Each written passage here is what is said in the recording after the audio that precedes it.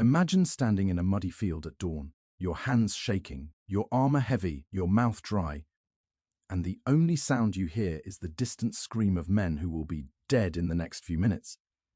Because medieval battles were not heroic, they were horrifying, and once you stepped onto the battlefield, there was no escape, no mercy, and almost no chance of survival, because before the swords even clashed, disease, hunger, and fear had already killed thousands. And most soldiers weren't trained warriors. They were farmers, blacksmiths, teenagers, dragged into war with rusty weapons and no idea how to fight. And the moment the signal was given, chaos exploded. Arrows filled the sky like dark rain, piercing armor, faces, throats, horses, and hope. And if you survived that first wave, you were pushed forward into a wall of screaming men where swords crushed bones, axes split skulls, and spears tore through bodies. And there was no room to run because soldiers behind you were forcing you forward, using your own body as a shield, while the wounded screamed beneath your feet, begging for mercy that never came. And here's the part nobody tells you. Most men didn't die instantly. They bled slowly, drowning in their own blood, crying for their mothers, while rats and crows waited for the fighting to end. And if you thought armor would save you, think again, because heavy armor meant if you fell, you couldn't get up, and enemies would simply stab through the weak points in your neck, armpits, and eyes, and the ground turned so slippery with blood that soldiers slipped, fell, and were trampled to death by their own allies. And the smell, rotting bodies, human waste, and burning flesh, made men vomit even while fighting. And once the enemy lines broke, the real nightmare began. Because medieval warfare wasn't just about winning, it was about destroying. Villages were burned, women were assaulted, children were slaughtered, and survivors were sold as slaves, and prisoners of war weren't treated kindly either. They were tortured for information, starved, or executed publicly to spread fear. And here's the darkest twist. Sometimes the deadliest enemy wasn't the opposing army, it was disease, because after battles, corpses were left to rot, spreading plagues that wiped out entire towns, killing more people than the swords ever did. And soldiers who survived the battlefield often died days later from infected wounds because there were no antibiotics, no proper surgeons, just dirty tools and desperate guesses, and if you were lucky enough to go home, the nightmares followed you. The screams, the blood, the faces of men you killed with your own hands. And the truth is, medieval battles weren't glorious, they weren't heroic, and they definitely weren't romantic. They were a living nightmare where survival was pure luck. And the real victory wasn't defeating the enemy, it was staying alive long enough to see another sunrise. Because in the Middle Ages, war didn't make heroes, it made ghosts. You think surviving the battlefield meant safety, but in the medieval world, surviving the fight was often just the beginning of the real nightmare, because the moment the swords stopped swinging, a new kind of horror took over, one that was slower, crueler, and almost impossible to escape, as wounded soldiers lay scattered across fields that looked more like slaughterhouses than battle sites, screaming in agony with shattered bones, ripped flesh, and missing limbs, while makeshift healers moved through the bodies with dirty knives, cutting without anesthesia, sawing off arms and legs while men begged to die instead, because infection was a death sentence, and even a small wound could rot your body from the inside, turning flesh black, filling the air with the smell of decay.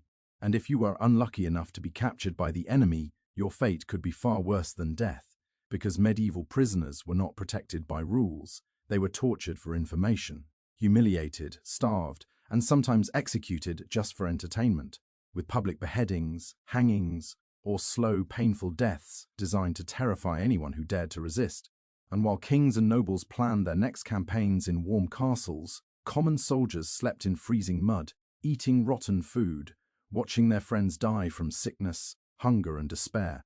And the psychological damage was just as deadly as the physical wounds, because after witnessing endless violence, many wars became numb, cruel, and broken, unable to return to normal life, haunted by memories of burning villages, crying children, and the faces of men they had killed. And here's the darkest truth. Most medieval battles weren't even about honor or justice. They were about power, land, and pride, with rulers sending thousands to die just to protect their reputation, while entire generations were wiped out for conflicts they didn't even understand. And when armies marched through towns, They didn't bring protection. They brought destruction, stealing food, destroying homes, and leaving civilians to starve.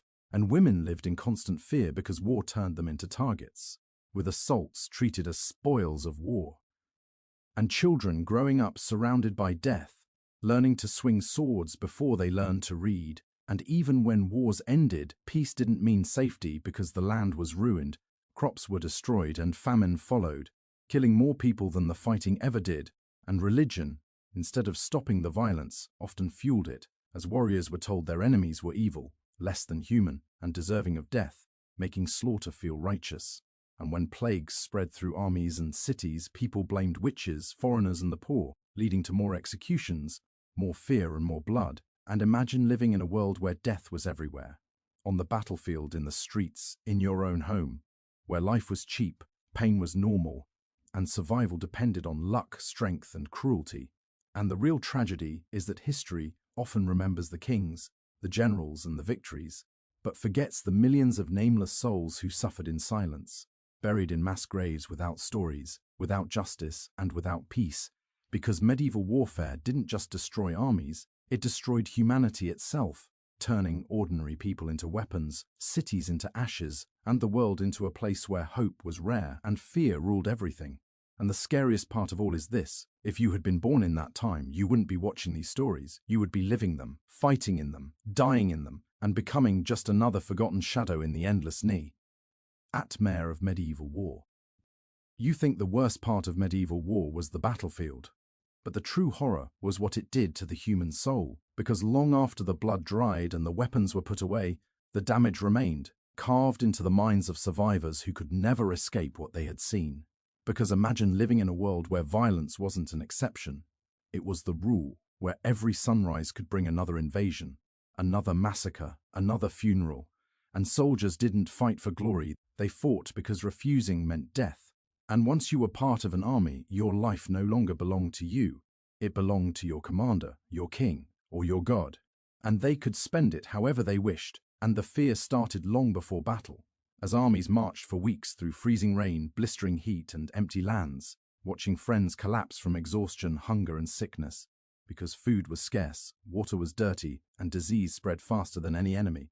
And when the fighting finally began, it wasn't organized or heroic, it was chaotic, loud, and brutal. Men screaming in pain, horses crashing into each other, arrows tearing through flesh, and the ground shaking under thousands of terrified feet. And once the first blood was spilled, there was no turning back, because fear turned into rage, and rage turned into slaughter.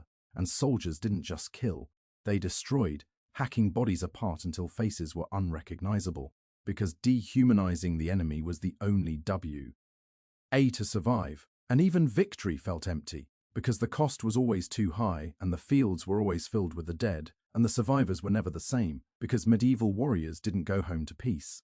They went home to silence, haunted by the echoes of screaming, the smell of burning flesh, and the memory of eyes staring at them in their final moments.